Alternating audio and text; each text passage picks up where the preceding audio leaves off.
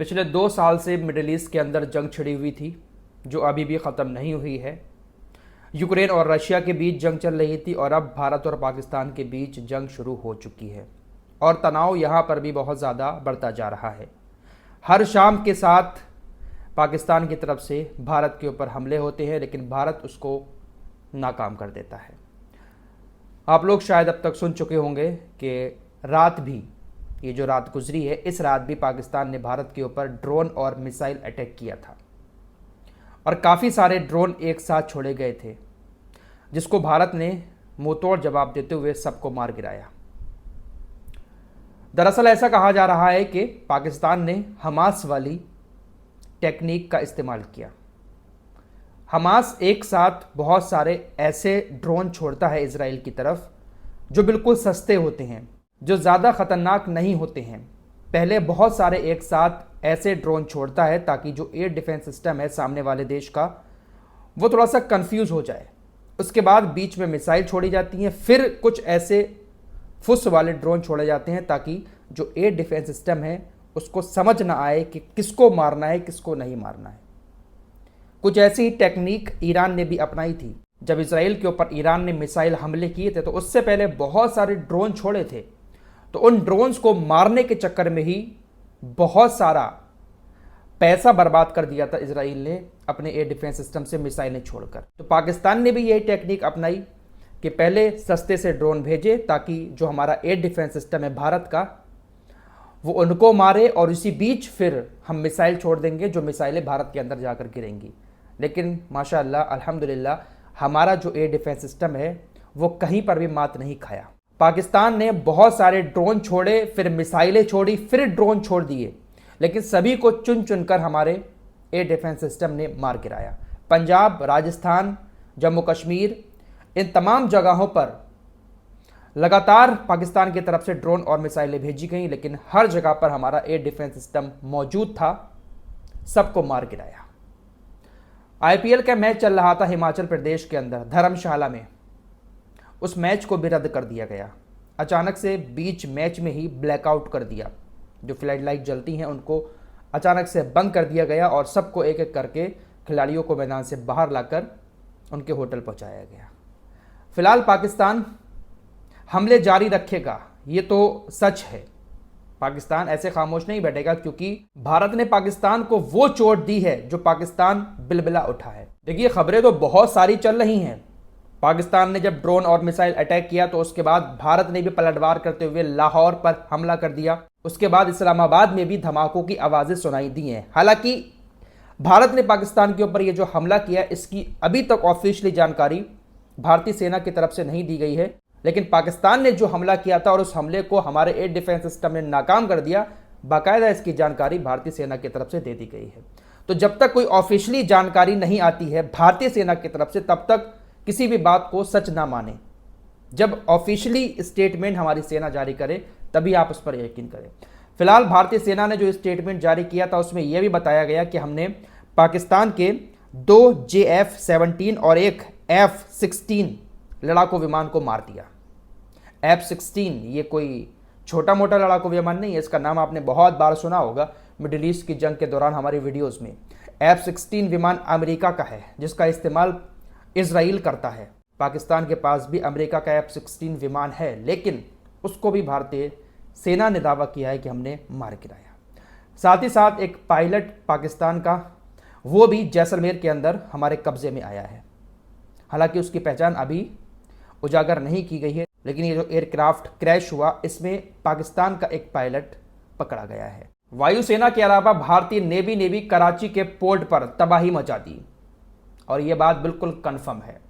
INS Vikrant जो है भारत के पास, भारतीय नेवी के पास, उसने कराची पोर्ट पर खतरनाक हमले किए, जिसके बाद वहां पर बहुत सारी जगहों पर आग लग गई। बहुत बड़ा नुकसान उस एरिया में भी पाकिस्तान को हुआ है।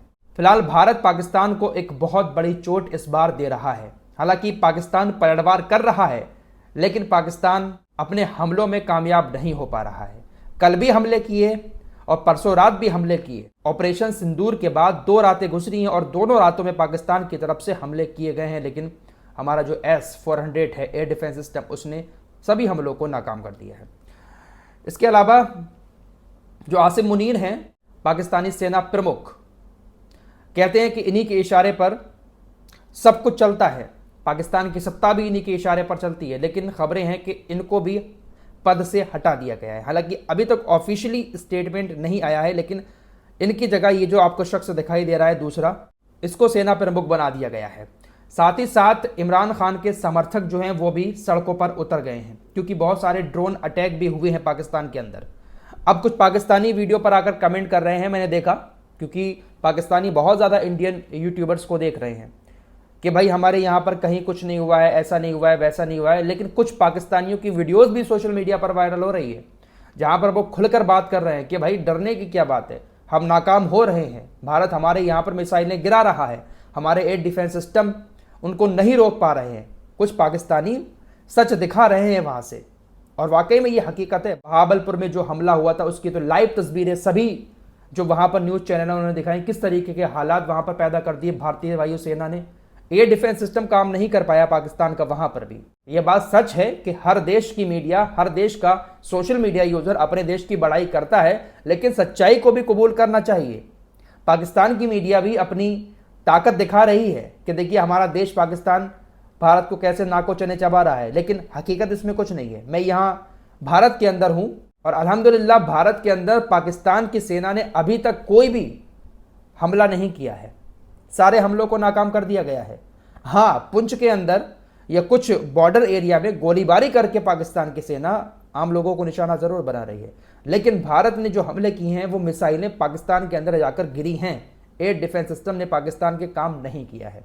फिलहाल इमरान खान की सुरक्षा को लेकर भी काफ़ी सवाल उठ रहे हैं। इमरान खान की पार्टी ने एक्स्ट्रा सुरक्षा की थोड़ी सी मांग की है कि भाई ड्रोन अटैक हो रहा है, क्योंकि उधर जो बलूचिस्तान वाली आर्मी है वो भी दावा कर रही है कि हमने आधे से ज़्यादा बलूचिस्तान पर अपना कब्जा करके झंडा फहरा दिया है। और बलूचिस्तान की आर्मी जो ड्रोन अटैक कर रही है उससे इमरान खान की जान को भी खतरा बताया जा रहा है, इसलिए उनकी सिक्योरिटी भी बढ़ाने की मांग कर रही है उनकी पार्टी। उनके समर्थक उतर गए हैं सड़कों पर। एक तरीके से कह सकते हैं कि वहां पर सत्ता परिवर्तन की भी बातें पाकिस्तान के अंदर चल रही हैं। कल की खबरें आप लोगों ने सुनी होंगी तो आपको मालूम होगा कि कल पाकिस्तान के कई सारे अलग अलग शहरों में धमाके हुए थे, ड्रोन अटैक हुए थे। आईएसआई का जो दफ्तर है उसके करीब भी रात धमाका हुआ है, और यह धमाका शायद भारत की तरफ से जो हमला हुआ है उसकी वजह से हुआ है। भारत ने रात हमला तो किया है पाकिस्तान के ऊपर, ऑपरेशन सिंदूर 2.0 लॉन्च किया भारत ने, हालांकि उसका ऑफिशियली पूरा भी स्टेटमेंट नहीं दिया गया है। फिलहाल कुल मिलाकर बात यह है कि तनाव काफ़ी बढ़ा हुआ है। आज सुबह ही चंडीगढ़ के अंदर भी सायरन बजना शुरू हुए, कुछ और शहरों में जंग के सायरन बजे, जिसके बाद अब हिदायत दी गई है लोगों को कि आप अपने घरों से बाहर ना निकलें।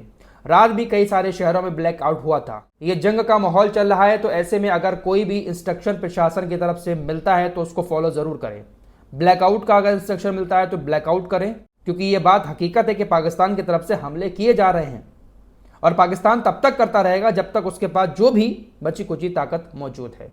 अभी तक फिलहाल कोई भी देश खुलकर पाकिस्तान की सपोर्ट में नहीं आया है। तुर्की की बातें बहुत चल रही हैं कि तुर्की सपोर्ट कर रहा है, अपना जंगी जहाज़ भेज दिया है, लेकिन तुर्की की औकात क्या है हम सब अच्छे से देख चुके हैं। तुर्की कभी भी पाकिस्तान का खुलकर साथ देगा नहीं, सामने आकर भारत के खिलाफ कभी तुर्की नहीं लड़ेगा। ऑफिशियली बयान आया है रजब तैयब एर्दोगान का, उन्होंने इस जंग में जो बेगुनाह लोग मारे गए हैं उनके लिए दुआ की है, उनके परिवार के लिए दुआ की है। बाकी कुछ और ज़्यादा खास बातें नहीं की हैं कि हम भारत के ऊपर ये कर देंगे, भारत के ऊपर वो कर देंगे, क्योंकि एर्दोगान बहुत चालाक आदमी है भाई।